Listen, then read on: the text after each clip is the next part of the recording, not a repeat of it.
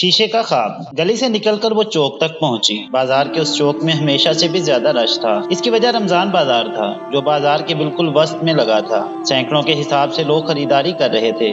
اس نے نقاب سے جھانکتی آنکھیں ادھر ادھر گھمائیں۔ کسی رکشے کی تلاش میں گرمی کا زور آہستہ آہستہ کم ہو رہا تھا، لیکن پیاس کی شدت بڑھتی جا رہی تھی۔ وہ جھنجھلاہٹ کا شکار ہونے لگی اور چپکے سے ادھر ادھر بھی دیکھنے لگی۔ وہ ڈر رہی تھی کوئی اسے یہاں دیکھ نہ لے، مگر وہ جانتی تھی ابو اس وقت اپنی دکان پہ ہوں گے اور چھوٹا بھائی محلے میں کرکٹ کھیل رہا ہوگا، لیکن اس کے باوجود بھی وہ اپنے ڈر کو قابو نہیں کر پا رہی تھی۔ پسینہ گرمی کی وجہ سے آ رہا تھا یا ڈر کی وجہ سے، وہ سمجھ نہیں سکی۔ بالآخر اسے ایک رکشہ نظر آیا۔ اس نے ہاتھ کے اشارے سے اسے روکا اور نقاب کی چادر سنبھالتے ہوئے بیٹھ گئی۔ رکشہ اسٹارٹ ہو کر چلنے لگا۔ اس نے ٹھنڈی سانس خارج کی اور پرس سے موبائل نکال کر ٹائم دیکھنے لگی۔ شام کے 4 بجے وہ جس سے ملنے جا رہی تھی اس کے ساتھ دل کا رشتہ تھا جو زندگی تھی اس کی۔ رافیل نامی وہ جادوگر جو 2 سال سے اس پہ جادو کیے ہوئے تھا، اس کے حواسوں پہ سوار تھا۔ وہ گھر والوں سے چھپ کر اسی سے ہی ملنے جا رہی تھی۔ افطار میں بھی ابھی وقت تھا۔ وہ بس 5 منٹ کے لیے جا رہی تھی۔ رافیل نے اپنی قسم دے کر اسے ملنے کے لیے بلایا، اس وجہ سے وہ انکار نہیں کر سکی۔ وہ بری لڑکی نہیں تھی اور نہ ہی اس کی نیت میں کوئی برائی تھی۔ وہ قرآن پاک کی حافظہ تھی اور روزانہ نماز پابندی سے ادا کرتی۔ اس دن بھی وہ روزے کی حالت میں تھی، لیکن محبت نامی وہ بلا دنیا کی ہر شے بھلانے پر مجبور کر دیتی ہے۔ یہ دل پہ ایسا جادو کرتی ہے کہ انسان سوچنے سمجھنے کی صلاحیت ہی کھو دیتا ہے۔ وہ ہمیشہ سے ایسی نہیں تھی۔ وہ ایک عام معمولی سی سادہ لڑکی تھی۔ اسے میک اپ سجنے سنورنے سے غرض نہیں تھا، لیکن اس محبت نے اسے سب سکھا دیا۔ آج بھی وہ حلال میک اپ کیے ہوئے تھی۔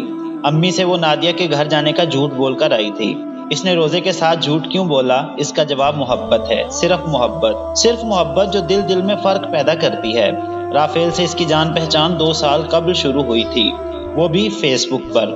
اسے فیس بک کا زیادہ شوق نہیں تھا، لیکن چونکہ اس میں دینی علم بھی ہوتا ہے اس لیے وہ فیس بک پر دلچسپی لینے لگی۔ اس نے مولانا طارق جمیل اور کچھ اسلامی گروپ اور پیجز جوائن کیے ہوئے تھے۔ وہ کافی کچھ سیکھ رہی تھی اور اسے بہت علم بھی حاصل ہو رہا تھا۔ موبائل اسے کالج کے وقت ابو نے لے کر دیا تھا۔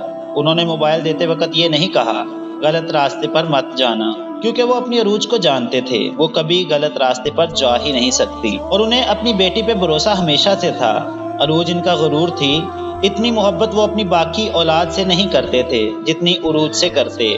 جو لڑکی زندگی میں کبھی جھوٹ نہ بولتی ہو وہ کچھ غلط کیسے کر سکتی ہے؟ لیکن یہی دل ہی تو مشکل ہے۔ فیس بک پہ اسے 7 دن ہی ہوئے تھے۔ ایک دن اس نے کسی خوبصورت تقریر پر صرف نائس کا کمنٹ دیا، ایک معمولی لفظ، ایک حقیر سا کمنٹ جس کی کوئی اوقات نہیں۔ وہ آنے والے وقتوں میں عروج احمد کے لیے کیا بن سکتا ہے، اس کا اندازہ اسے نہ کبھی تھا اور نہ ہی ہو سکتا تھا۔ آدھے گھنٹے بعد اس کمنٹ پہ رپلائی آیا، کہاں سے ہیں آپ؟ اس نے رپلائی دیکھا، ایک مرد کا کمنٹ۔ اس نے سوچا جواب دوں یا نہ دوں، پھر کچھ سوچ کر اس نے جواب دیا، ملتان سے۔ دوسرا رپلائی فوراً آیا، کیا کرتی ہیں آپ؟ MSc۔ اس نے جواب دیا اور یہ کمنٹ رپلائی سے ان باکس میں داخل ہوا اور ان باکس میں ایک نہ ختم ہونے والا سلسلہ چل پڑا۔ صبح سے شام اور شام سے صبح، کیا کر رہی ہو؟ آپ کی باتیں بہت اچھی ہیں، آپ بہت پیاری ہو، میں نے آپ جیسی لڑکی نہیں دیکھی۔ یہ وہ جملے تھے جو عروج کو روز پڑھنے کو ملتے۔ ایک مرد سے چیٹنگ قدرتی کشش سا محسوس ہوا اور وہ میگنیٹ کی طرح کھینچی چلی جا رہی تھی۔ ایک وقت آیا جب وہ گہرے دوست بن گئے اور کچھ دن بعد رافیل خوبصورت شاعری بھیجنے لگا جن میں سر فہرست یہ شعر تھا، جانے تمنا جانے جگر ہو، تو خواب ہے میرا تو میری نظر ہے، جو ہو رہا ہے یہ دل بے خبر ہے۔ وہ نادان نہیں تھی جو اس شعر کا مطلب نہ سمجھتی، اور یہی وہ لمحہ تھا جب وہ دل کے سامنے ہار گئی اور اپنے آپ سے اعتراف کرنے پہ مجبور ہو گئی کہ وہ رافیل جمال سے محبت کرنے لگی ہے۔ کتنا دل دہلا دینے والا انکشاف تھا۔ وہ جس نے کبھی غیر مردوں کو دیکھا تک نہیں، وہ محبت کرنے لگی تھی اور شدت سے ٹوٹ کر۔ رافیل بھی اسے ٹوٹ کر چاہتا تھا۔ وہ اس سے ساری رات باتیں کرتی، اس کی آواز سنتی، اور جب کبھی اسے ایگزامز کی وجہ سے جاگنا پڑتا رافیل بھی نہیں سوتا تھا۔ وہ 2 سال سے اس سے رابطے میں تھی۔ اب رافیل نے شادی کا فیصلہ کیا تھا، لیکن اس سے پہلے وہ ایک بار اس سے ملنا چاہتا تھا۔ 2 سالوں میں پہلی بار اس نے یہ فرمائش کی، وہ بھی اپنی قسم دے کر، تو عروج انکار نہیں کر سکی۔ وہ سب سے چھپ کر فقط 5 منٹ کے لیے اسے دیکھنے جا رہی تھی۔ وہ خوش بھی تھی اور ڈر بھی رہی تھی۔ رافیل جس اپارٹمنٹ میں رہتا ہے وہ ایڈریس اور روم نمبر اسے میسج کر دیا تھا۔ رکشے والے کو کرایہ دے کر وہ اتری اور سامنے اس عمارت کو دیکھا جس پر اس وقت خاموشی کا راز تھا۔ اس نے نقاب سے خود کو مکمل طور پر ڈھانپ رکھا تھا۔ وہ نقاب ہمیشہ سے کرتی تھی، رافیل کے لاکھ کہنے پر بھی اس نے اپنی تصویر اسے نہیں بھیجی۔ سیڑھیاں چوڑی اور مخروطی تھیں جن کے دائیں طرف ریلر لگا ہوا تھا۔ وہ پرس اور موبائل ہاتھوں میں قابو کیے اوپر کی طرف جانے لگی۔ رافیل نے جو روم نمبر اسے بتایا تھا وہ کچھ اوپر تھا۔ اس نے موبائل کو پرس میں ڈالا۔ وہ تھوڑی جھجک اس لیے بھی رہی تھی کیونکہ وہ آدھا گھنٹہ پہلے آئی تھی، کیونکہ بعد میں افطاری کی تیاری کرنی تھی اور امی اس کا انتظار کر رہی ہوں گی۔ صرف 5 منٹ کے لیے آئی تھی۔ کمرے کے پاس پہنچ کر اس نے دروازے پر دستک دینے کے لیے ہاتھ بڑھائے، لیکن اسے اپنے ہاتھ روکنے پڑے۔ اندر سے رافیل کی آواز سنائی دے رہی تھی، ابھی پہنچنے والی ہی ہوگی وہ لڑکی۔ اس نے ہاتھ کو پیچھے کھینچ لیا۔ ارے یار، جو ہم چاہتے ہیں وہی ہوگا، ڈونٹ وری۔ آواز پھر سے آئی۔ اس کی ریڑھ کی ہڈی میں سردی کی ایک لہر پیدا ہو گئی۔ ہاں یار، سارا انتظام ہو چکا ہے۔ دیوار پہ خفیہ کیمرے بھی لگا دیے ہیں، بس اس لڑکی کے آنے کی دیر ہے، پھر تم لوگ بھی آ جانا۔ آواز رافیل کی تھی لیکن لہجہ اجنبی تھا۔ سب اجنبی ہوتا جا رہا تھا۔ آہستہ آہستہ سب کچھ تحلیل ہونے والا تھا، جیسے وہ خود تحلیل ہو رہی تھی، پانی میں ابھرنے والے ایک بلبلے کی طرح۔ قیامت آنے والی ہے کیا؟ لیکن قیامت تو آ چکی تھی۔ اس سے بھی زیادہ خوفناک ہوگا قیامت کا منظر۔ شیشے کا تاج محل ٹوٹ کر بکھر گیا۔ وہ جانتی تھی منٹوں میں نہیں، سیکنڈوں میں سب ختم ہو جائے گا، جیسے اس کا وجود ہو رہا تھا، جیسے اس کے وجود کو دھماکے سے اڑا دیا گیا ہو۔ اندر کھڑا شخص کون تھا؟ رافیل جمال یا کوئی اور؟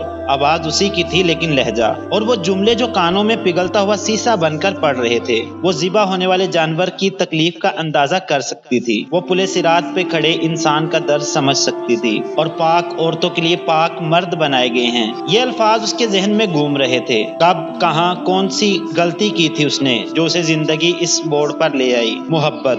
کیا محبت واقعی گناہ تھا؟ وہ کچھ بھی نہیں دیکھ پا رہی تھی۔ اس کا دل و دماغ جو سوچ رہے تھے وہ سچ تھا، یا وہ جو کھلی آنکھوں سے دیکھ رہی تھی وہ سچ تھا؟ وہ باتیں سچ تھیں یا 2 سال کی محبت اور پاک عورتوں کے لیے پاک مرد بنائے گئے ہیں؟ خواب سے حقیقت، آسمان سے زمین، وہ منظر تحلیل ہوتا جا رہا تھا۔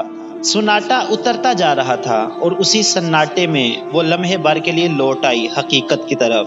اس نے فوراً آنکھیں میچ لیں اور بھاگتی ہوئی اپارٹمنٹ کی سیڑھیاں تیزی سے اترتی نیچے جا رہی تھی۔ بنا دیکھے بنا سوچے 2 سٹیپس ایک ساتھ پھلانگتے وہ پیدل گھر کی طرف چلنے لگی۔ آتے وقت ہوش تھا، خواب تھے، محبت تھی، خوشی تھی، لیکن اب کوئی احساس نہیں تھا۔ 2 سال کی محبت کا سچ یہ تھا، وہ اس کے ساتھ کیا کرنے والا تھا؟ روزے کے ساتھ خفیہ کیمرے، اور وہ اپنے دوستوں کو بھی بلا رہا تھا، اور اگر وہ ایسا کرتا تو کیا باقی رہ جاتا؟ کچھ بھی نہیں، کچھ بھی تو نہیں۔ اس کا باپ جو اس پہ فخر کرتا تھا وہ اس سے نفرت کرتے۔ اس حافظ قرآن لڑکی کی ویڈیو منٹوں میں نہیں سیکنڈوں میں ساری دنیا میں پھیل جاتی۔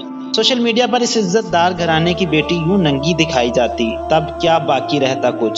کچھ نہیں۔ اس کا باپ زندگی بھر نگاہیں نہیں ملا پاتا کسی سے۔ اس کا بھائی کبھی کرکٹ نہیں کھیل سکتا اور وہ خود بھی کبھی کسی سے نگاہیں نہیں ملا پاتی، اور اللہ سے کیسے؟ سب کچھ تباہی کے دہانے پہ جاتے جاتے بچ گیا۔ وہ پہاڑی پر گرنے سے بچ گئی، لیکن یہ سارا قصور محبت کا ہے۔ اچانک فون کی گھنٹی بجی۔ اس نے سکرین پہ نمبر دیکھا، رافیل کا نمبر۔ اس نے غصے سے اس کی کال اٹینڈ کی۔ کہاں ہو تم جان؟ کب آ رہی ہو؟ میں اب کبھی نہیں آؤں گی، وہ روتے ہوئے بولی۔ کیوں جان، کیا ہوا؟ وہ حیران تھا۔ تم کیا کرنا چاہتے تھے؟ میری ویڈیو بنانا چاہتے تھے؟ مجھے پوری دنیا میں ننگا کرنا چاہتے تھے؟ وہ کچھ لمحے بول نہیں سکا۔ وہ جان سوری، دراصل صرف ٹائم پاس کے لیے۔ Time pass? وہ چلائی۔ ہم لڑکیوں کو تم مرد صرف ٹائم پاس ہی کیوں سمجھتے ہو؟ کسی باپ کی بیٹی تمہاری نظر میں صرف ٹائم پاس ہے؟ کسی کی عزت کی دھجیاں اڑانا صرف ٹائم پاس ہے؟ قصور تمہارا نہیں، قصور ہم لڑکیوں کا ہوتا ہے۔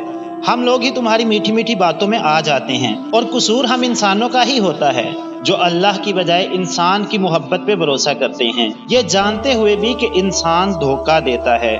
دیکھو عروج، میری بات۔ اس نے رافیل کی بات کاٹ دی۔ نہیں رافیل پلیز، اور جھوٹ نہیں۔ تم نے تو ویسے بھی مجھے کسی قابل نہیں چھوڑا۔ تمہارے شر سے اللہ نے مجھے بچا لیا، ورنہ تم کیا کرتے؟ تم مجھے ذلت دینا چاہتے تھے، صرف اس لیے کہ میں نے تم سے محبت کی، تم پہ اعتبار کیا۔ عزت ذلت دینے والے تم کون ہوتے ہو؟ یہ حق اللہ تبارک و تعالیٰ کو حاصل ہے، اور تم خدا نہیں۔ واقعی تم خدا نہیں ہو۔ خدا کو ترس آتا ہے، تم تو وہ بھی نہیں کر رہے تھے۔ خدا تو روزانہ کروڑوں لوگوں کی کروڑوں غلطیاں معاف کرتا जाता है। तुम एक इंसान होकर दूसरे इंसानों को जमीन में दफन करने वालों में से हो। अब कभी बात न करना मुझसे। सिसकते हुए उसने मोबाइल से सिम निकालकर दूर फेंक दी और वहीं सड़क पे सजदे में गिर गई। अगर वो वीडियो फैल जाती तब क्या होता, क्या बाकी रह जाता? और अगर इसके वो दोस्त सब मिलकर ज्यादती करते तो क्या फर्क रह जाता इसमें और तवाइफ में? कौन याद करता वो हाफिज़े कुरान है, कितनी नेक है। लोग तो बस इस एक वीडियो को ही याद करते। आसपास गुजरते लोग उसे पागल समझ रहे थे, लेकिन वो पागल नहीं थी।